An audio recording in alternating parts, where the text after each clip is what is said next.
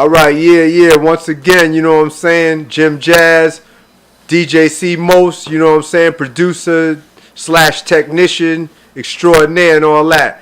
We're going to resume back what we was talking about. So, yo, I know you took a little break. You did your stint in the military, you know what I'm saying? The U.S. Navy and all that. So, let the heads know pretty much, give them a glimpse of that and also take it from that to when you got back up in the game in terms of what you was doing with the music business and all that, baby. No doubt. I mean, I never left the music. You know what I mean? Good. Even on board the ship in the Navy. You know what I mean? I'm overseas in places like Norway, hitting up a Rocksteady crew back in 1980. What was that, 3? You know what I mean? So it's like we were still out there, and I was on board with a couple of 5%ers. So it's like a universal thing. That's when hip hop kind of like boom blew up in the 80s and all that. So, and me being in the military, I felt also being Zulu. What was the message? Spread the word. Each one teach one. Exactly, baby. You see what I'm saying? So, all right. I mean, no matter where I went, I always represented Zulu Nation, and this is what we stand for. This is the music, the culture. I mean, even in Virginia, back in the days when I was down there, they wasn't used to like the New York hip hop.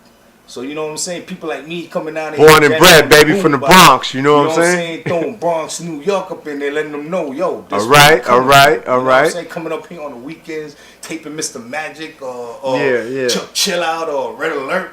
You know what I'm saying? On the big ass boom, yo. But it was all love. You know what I'm saying? Yeah. The main thing is, it was like a teaching back in the 80s. Yeah. Each one teach one. You know what I'm saying? We had a little something building. Today it's like a multi-billion-dollar thing. So your most let me ask you a question. What was like your best recollection, and what was sort of solidified, your own personal stamp in the game, more or less, from the Bronx River Center days. You know what I'm saying? Zulu parties, Zulu anniversaries, but try to think of something like way back that you could recollect that really like you felt like you were on the map, sort of, so to speak. Rather, you know what I mean? Yo, as far as being on the map, I have to say the first time I played in Bronx River Center, man. All right, that's what I'm talking about. 13. Yeah. And it's like, back in the days, you go up there, you see Bam, you see fucking Herculoids, you name it, Jazzy J, all of them.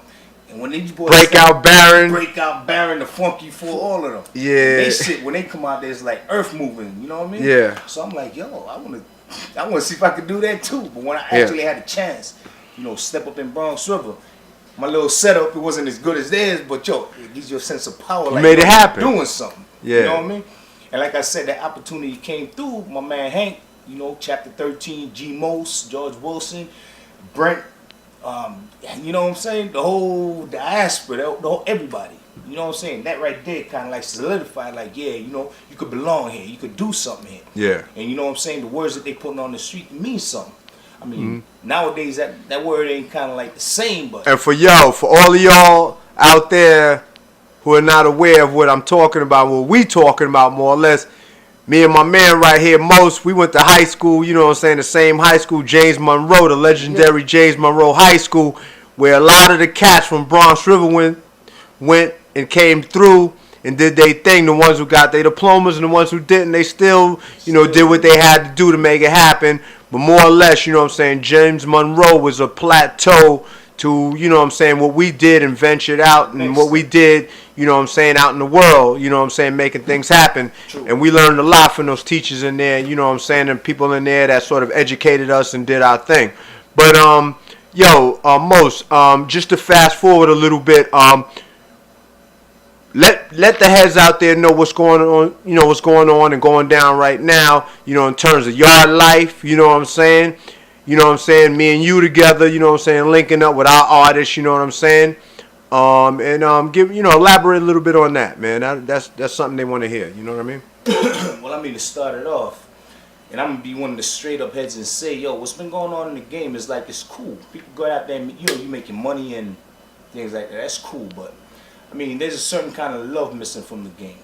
Like when you did it, for instance. Exactly, Graffiti Rock, Wild Style, all them type of things. You know what I mean? So it's the Roxy, Dance Interior, Peggy Sue's. You know what I mean? And it wasn't even just the music. Yeah, it was like yeah. The music presented a certain type of love. You know what I'm saying? That you could pass on, that was universal type thing. Nowadays, it's like the love is not there no more. It's each man for the next. It's monopolized. It's monopolized. But at the same token, you see, you got strong individuals that been studying along with the monopolies, and I'm saying, like, at this point, yo, nobody believes in spending money for them big studios. Well, basically, we trying to bring it back. So, you know what I'm saying, for the heads out there that want to recognize, you know what I'm saying, cats like myself, you know. Exactly. And C. Most here, you know what I'm saying, we trying to bring it back to the essence and the core and the origin of, like, you know what I'm saying, the, you know, in a nutshell, the foundation of what it was, and sort of like bring that aspect of it, the music back. And, you know, God willing, you know, these things will prevail.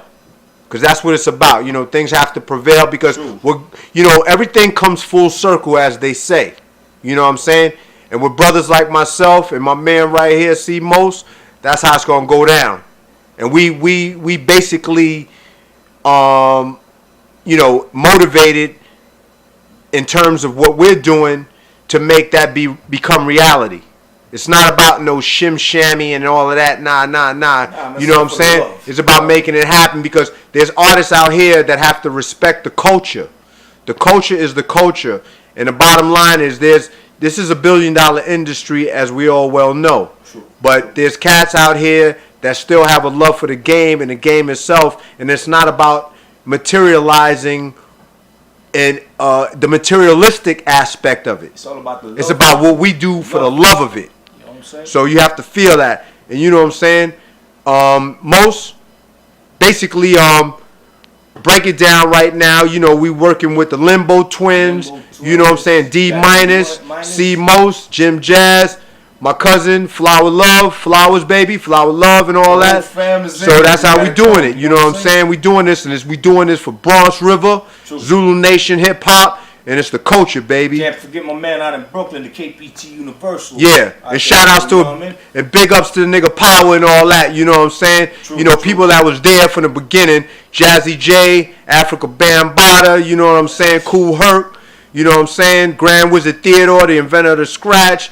Grandmaster Flash, you know what I'm saying? That's what it is, man. We about keeping this tight and keeping things right. And that's what's up. Keeping it tight. And we're going to have to leave you with this. Keeping it tight and keeping it right, baby. Hey. DJ / producer, technician C. Most. And the man Jim Jazz signing out. The original Jimmie Jazz, baby. Bronx River, Universal Zulu Nation. Graffiti Rock, baby, and all that. One time. Hey. That's what it is.